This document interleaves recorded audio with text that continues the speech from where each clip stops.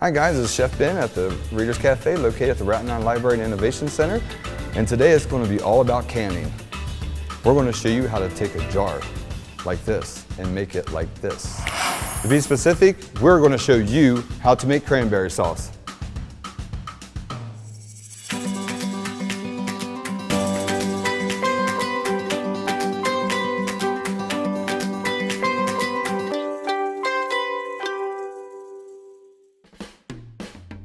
So let me talk to you a little bit about our canning episode and what you would need. So we are going to be working on cranberry sauce. So you would need 8-ounce jars. You want to remove the first band, set them off to the side, and put your lid over on the other side because these will go in a pan of hot water. And then you want to set all of these to the side. These should all be hand washed, not dishwasher, but hand washed and rinsed. Then we're going to move down to our next section. So we're going to need 8 cups of cranberries, rather frozen or fresh. Frozen right now is the only thing you're going to find, from my understanding, because that's what they told me at the store. So then you'll need your sugar, you need your cranberry juice. You can use water in this, but I find the cranberry cocktail juice just actually gives a nice little zing to it. And then we're going to use orange marmalade. You can use orange zest and orange juice if you like. I like the little more intense bite, so we're going to stick with the orange marmalade. And then we have our vanilla. I always like to give just a hint of vanilla to it. We're going to be doing everything by a hot water bath. So this is the pot that you will use for that. So you want to take your lid off. When you're putting your jars in, you just simply want to make sure the jars placed in the water. Top side up, because we want it to fill up with water. This will help kill everything inside. Now, like I said, you take your rims off because they do not need to be wet, and those are best to keep at room temperature so they don't burn your hands when you're twisting them on the jars. So once we have it in, we're just simply going to drop everything down, and they will straighten themselves out. All the jars need to have water in them. Okay. Our small lids on these. All right, guys, we just need enough water to cover the tops of the lids because we just need to get them wet. Because we're going to heat these up with the water here in a moment. Okay, you do not want to boil the lids. You just want them to be hot. It does not need to be boiled because we will be doing a hot water bath, so it'll actually kill any of the bacteria that's inside. So you do want to keep the jars and the lids covered. Your 8-ounce, you want to keep it covered. You want small jars. Add water to the jars. For the pint or larger jars, you can use 4-ounce. Or 8-ounce. This is going to be 8-ounce, so we'll use 8 of these. Always do a couple more ahead of time because that'll allow you to make sure you have some to continue if you have extra cranberries left over. So the first part we're going to have in here is we're going to mix our sugar with our cranberry juice, cocktail juice.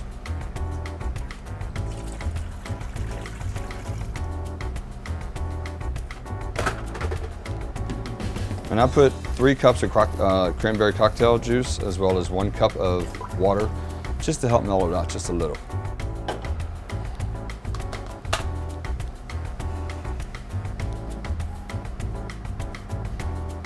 Okay, so we're going to do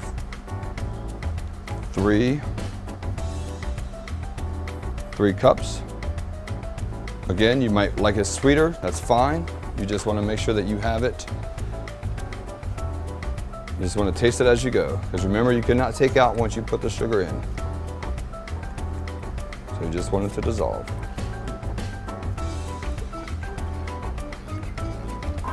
So right now we're just waiting for our water to boil. Our jars are already on their way. Our lids, turn them on just a little.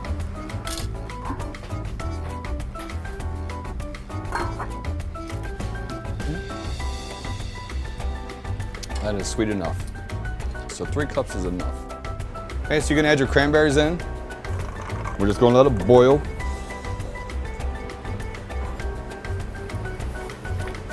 And you want to boil everything until each of the cranberries are bursting open with their skin, as well as letting the water and nutrients out. Put a lid on there for a little while. And once we have those items, once these are cooked enough, we will add our marmalade and our vanilla. Need a funnel. This is the jar's funnel. It's a wide mouth. So this will allow you to put stuff inside your jars without getting anything around on the rim. You also need a jar lifter.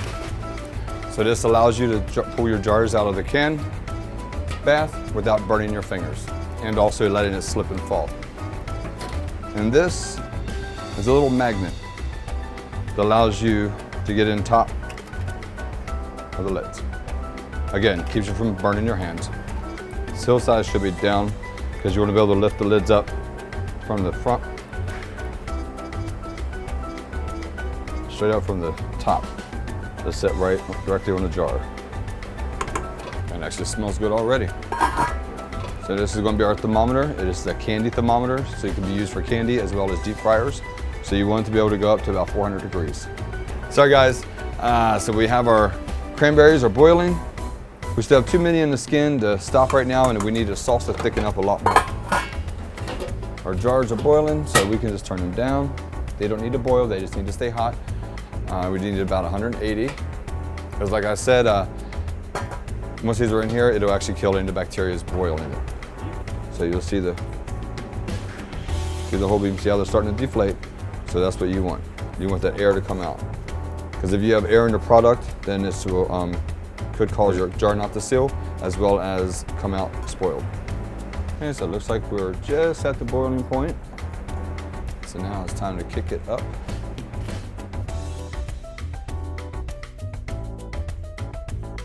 Okay, so while we are allowing this to thicken itself up and come to our gel point, let's talk about some other things that we can actually can at home. We have ourselves this is a strawberry rhubarb jelly. This is a apple butter jelly. These are jalapeno peppers out of our garden here at the Reader's Cafe. And these are last season's apples made in applesauce, so we can hold them longer. And this is what we use in our smoothies and our sweets recipes that we use here. These are fresh beets that was jarred from the Colonial School District's farm. And this is a jalapeno jelly, which is also gel from our garden here at the Reader's Cafe. And like I said, a corn relish, which has kind of frozen corn and the other smaller ingredients from our farm. All right, so we want to bring it to the gel point, which is going to be 220 degrees, which we are over that. Okay guys, I believe we have all of our cranberries popped. This is where we can add our marmalade.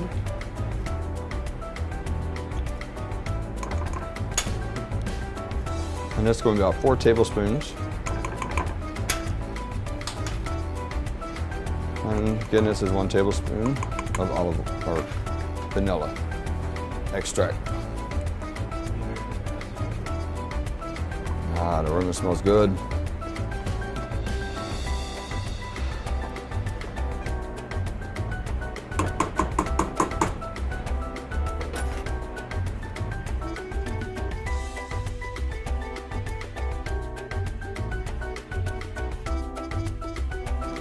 Okay, so then we have our ladle, or we have our funnel.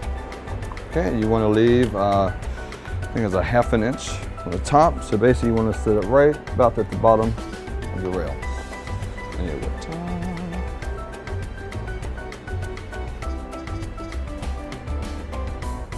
Always wipe your rim off. Place your lid on.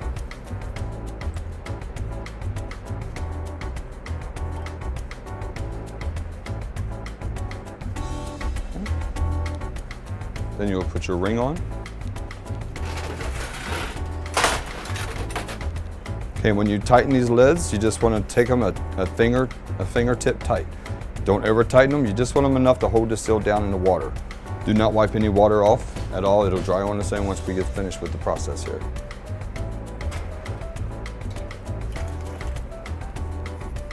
So if you want, we'll be right back and I will finish up these jars for you and we'll go to the next step. Thank you.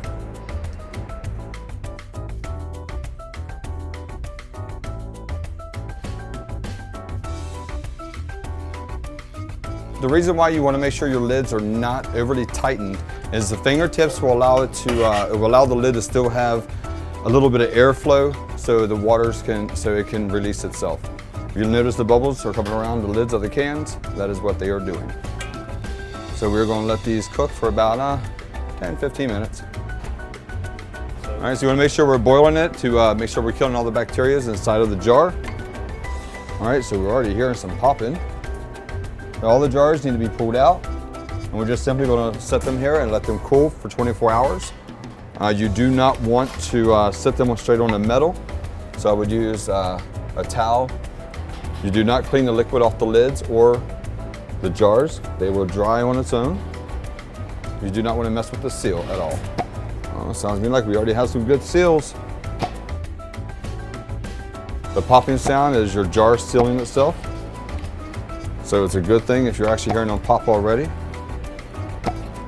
because that means we have a really good seal within our jars. So this one looks like it's going to. Oh, they look like they're all going to set very well. We did a nice job today. Thank you for joining me today on our canning class of cranberry sauce. Hope you enjoy it for yourself as a gift or to a loved one. And we'll see you next time.